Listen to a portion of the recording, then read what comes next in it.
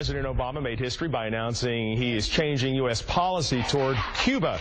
The announcement has been praised by many who want to see that country start to thrive and from those wishing to visit family. But there's also been a chorus of criticism from those who say that the communist country is being rewarded despite its questionable human rights record. Well, there's no doubt, however, that Cuba has a rich cultural history, including the country's music. And joining us now to talk a little bit about that would be Dr. Simon Rowe. He is the executive director of the Brubeck Institute at the University of Pacific in Stockton. Dr. Rowe, thanks for being here. My pleasure. Why don't you tell us a little bit about why you were there on behalf of the Institute? Okay, we took a trip with guests of the Brubeck Institute and some supporters, and the allure was that we would be attending the 30th International Havana Jazz Festival, and the program that we went on was the People to People tour. Kind of a chance just to share some goodwill and exchange cultural ideas and learn a little bit more about each other's music, really. Absolutely, absolutely. Let's take a listen to some of the music that you actually shot this video, so take a listen here, guys.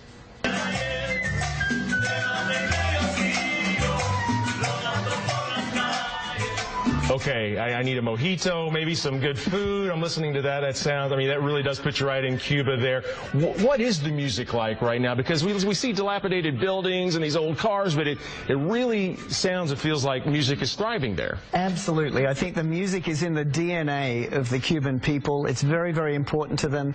And I think that you see many fine, passionate, well-trained musicians everywhere.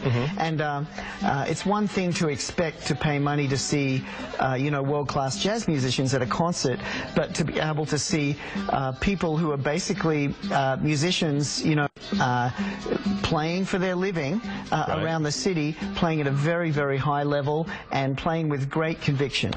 What was it just like being there, just an American in Cuba, just soaking up everything? What was it like? Great jubilation. We could tell the mood changed immediately. People at the Jazz Festival were saying, we'd like to express our thanks to Raul Castro and to Barack Obama for moving us forward. There was a great sense of anticipation and hope, I think. Well, that's right, because you were there when the announcement was actually made that the president wanted the U.S. to start to normalize relations with Cuba, something that hasn't happened since 1959 when the communists took over there, and they're still in power, and some would argue that it's a repressive regime. So do you think music, do you think the younger generation there is going to help turn things around? Does it need to change from what it is right now currently, in your opinion? I think it's primed for change, and I think it's primed because a lot of the young people, they're not seeing the government and Castro as the ultimate resistance. They feel there's a sense that Castro has a very pragmatic side. I think already some private sector activity has begun. So I think things are primed. Are you ready to go back?